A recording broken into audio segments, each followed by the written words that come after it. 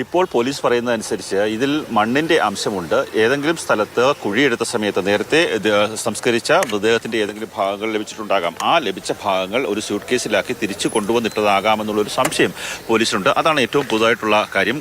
ഇത് പഴക്കമുണ്ട്, ഏതാണ്ട് വർഷങ്ങളോളം പഴക്കമുള്ള സൂട്ട് കേസാണ്. അതുകൊണ്ട് തന്നെ ഇത്തരത്തിൽ ഒരു കൊലപാതകത്തിൻ്റെ സൂചനയിലേക്ക് ഇപ്പോൾ ഈ ഘട്ടത്തിൽ പോലീസ് പോകുന്നില്ല. പകരം ഇത് ഏതെങ്കിലും തരത്തിൽ ആരെങ്കിലും ഈ വീട് നിർമ്മാണ സമയത്തോ മറ്റോ കൊണ്ടുവന്നിട്ടതാകാം, കിട്ടിയ സൂട്ട് കേസിലാക്കി കൊണ്ടുവന്നിട്ടതാകാം എന്നുള്ളൊരു സംശയമാണുള്ളത്. ഇന്ന് രാവിലെയാണ് ഈ CSI പള്ളി സെമിത്തേരിയോട് ചേർന്ന ഒരു പുരയിടത്തിൽ ഇത്തരത്തിൽ ഈ സൂട്ട് കേസ് കണ്ടെത്തിയത്. ഉടൻ തന്നെ പള്ളിയിലെ അധികൃതരാണ് ആദ്യം ഈ കാര്യം കണ്ടെത്തിയത്. പള്ളി വികാരി നമ്മോടൊപ്പം ഉണ്ട്.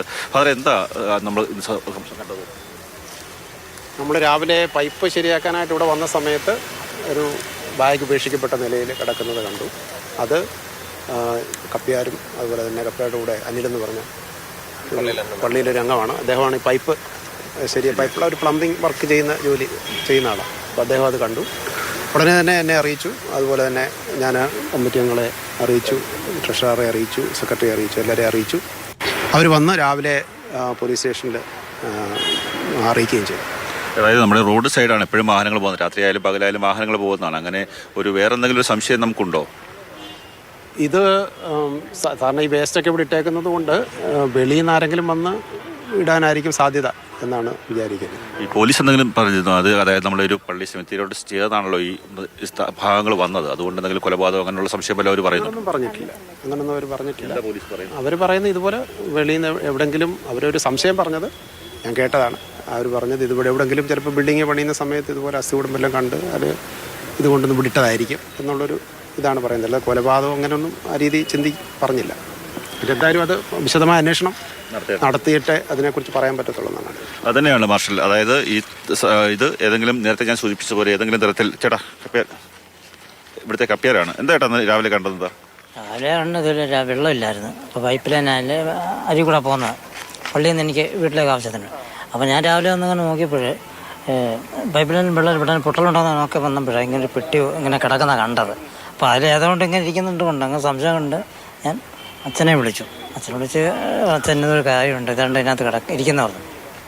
അച്ഛൻ പിന്നെ കമ്മിറ്റി വിളിച്ച് പോലീസിനെ വിളിച്ചു. പറഞ്ഞു പോലീസ് വന്ന് പറഞ്ഞപ്പോൾ വ്യക്തിയോട് കണ്ടത്.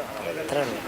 അതായത് ആദ്യം ഈ സംഭവം കണ്ടത് ഇവിടുത്തെ കപ്പ്യാരാണ്. അദ്ദേഹമാണ് നേരെ പള്ളി വികാരിയെ ഒരു അറിയിക്കുകയും പോലീസിനെ ഒരു അറിയിക്കുകയും തന്നെ ചെയ്ത്. ഇത് ദൃശ്യങ്ങളിലേക്ക് പോകാം. ഇതിൻ്റെ നേരെ സമീപത്ത് റോഡാണ്. ആ റോഡ് എപ്പോഴും വാഹനങ്ങൾ പോകുന്ന ഒരു റോഡാണ്. അതുകൊണ്ട് തന്നെ ഒരു കൊലപാതകം നടത്തിയ ശേഷം കൊണ്ടുവിടാനുള്ള സാധ്യത വളരെ വിരളമാണ് എന്നാണ് പോലീസ് സംശയിക്കുന്നത്. നേരത്തെ സൂചിപ്പിച്ചതുപോലെ ഏതെങ്കിലും തരത്തിൽ ഈ കെട്ടിടം നിർമ്മിക്കുന്നതിന് ഫ്ലാറ്റോ മറ്റോ നിർമ്മിക്കുന്നതിന് വേണ്ടി കുഴിയെടുത്ത സമയത്ത് പണ്ട് സംസ്കരിച്ച ഏതെങ്കിലും വ്യക്തികളുടെ അസ്ഥികൂടത്തിൻ്റെ ഭാഗങ്ങൾ ലഭിച്ചിട്ടുണ്ടാകാം. അങ്ങനെ അത് ഈ സെമിത്തേരിയോട് തന്നെ ചേർന്ന ഒരു സ്ഥലത്തേക്ക് കൊണ്ടുവന്ന് നിക്ഷേപിച്ചതാകാം എന്നുള്ളൊരു സംശയമാണ്. ഇതൊരു പ്രാഥമികമായിട്ടുള്ള സംശയം തന്നെയാണ്. കാര്യം ഇനി ഇതിനെക്കുറിച്ച് വിശദമായി അറിയണമെങ്കിൽ അതിൻ്റെ കാലപ്പഴക്കം കണ്ടെത്തണം. ഇത് പുരുഷൻ്റെയാണോ സ്ത്രീയുടേതാണോ എന്ന് കണ്ടെത്തണം. മാത്രമല്ല പോലീസ് ഇപ്പോഴും കൃത്യമായി പരിശോധിക്കുന്നത് ഈ പ്രദേശത്ത് നിന്ന് കാണാതായ ആൾക്കാരുടെ വിവരങ്ങൾ ശേഖരിക്കുന്നുണ്ട്. സ്പെഷ്യൽ ബ്രാഞ്ച് അന്വേഷണം ആരംഭിച്ചിട്ടുണ്ട്. സ്റ്റേറ്റ് സ്പെഷ്യൽ ബ്രാഞ്ച് SCP അടക്കമുള്ള ആൾക്കാർ ഇവിടെ എത്തി കാര്യങ്ങൾ പരിശോധിച്ചിരുന്നു. ഇനി ഫോറൻസിക് ഉദ്യോഗസ്ഥരെത്തി ഇവിടെ കൂടുതൽ വിശദമായി പരിശോധിക്കും. അങ്ങനെ മാത്രമേ ഇതിൻ്റെ കാലപ്പഴക്കം എത്രയാണ് എന്നുള്ളത് മനസ്സിലാക്കുവാൻ. തീർച്ചയായിട്ടും കണ്ണൻ നായരാണ് വിവരങ്ങൾ നൽകുന്നത്. സ്വാഭാവികമാണ് കണ്ണൻ പറയുന്ന പോലെ ഒരുപക്ഷെ പോലീസിൻ്റെ ഒരു നിഗമനം മറ്റാരോ ഇവിടെ കൊണ്ടിടുന്നു എന്നുള്ളതാണ്. അവിടെ ആയിരിക്കില്ല സംഭവിച്ചതെന്ന്.